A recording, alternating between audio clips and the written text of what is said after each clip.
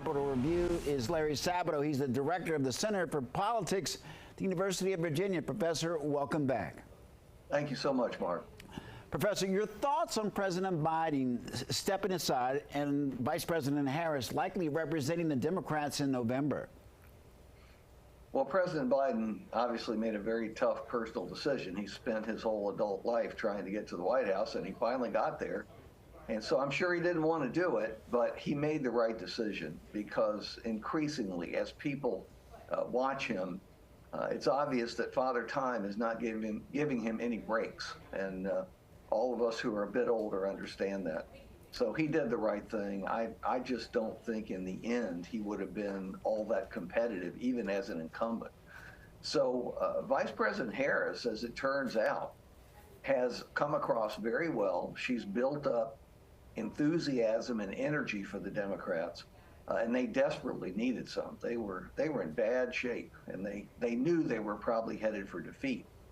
So there's tremendous relief, and now there's some hope among Democrats, whether it's justified or not, that she will be able to defeat Trump in the end. Professor, is it too soon to talk about polling in Virginia?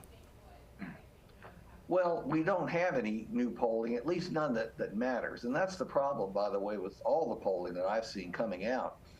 Most of it covers a period before Biden even dropped out, or it covers some days before and some days after. Well, that's not a fair representation of the new race. You know, it's Trump versus Harris. And again, we don't have a complete ticket on the Democratic side.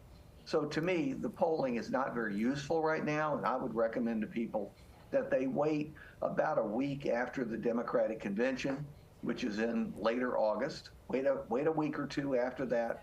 Then the polling will begin to mean something. What will it take for either party to win Virginia? You know the Commonwealth real well. What's important to Commonwealth voters? Will it come down to policy, or policy and popularity? Do they go together? Well, it's a combination of things: personality, politics, how you react to both candidates and the tickets. I think what is important in Virginia really is a turnout on each side. If Democrats get a good turnout in Northern Virginia in particular, but also the Richmond suburbs, Tidewater suburbs that are Democratic, and some other places like Charlottesville, which is a university town, they'll win because they normally do. But if it's like 2021, when Youngkin was elected governor, the Republicans won statewide, they had a tremendous turnout in the rural areas, and Democrats had a less than ideal turnout in their strong areas. So as always, it comes down to whether people are engaged in your candidate, in your issues, whether they have confidence that somebody can govern well. So all of it matters in the end. And we have a new race that nobody has planned for. Professor Larry Sabato, thank you very much for joining us.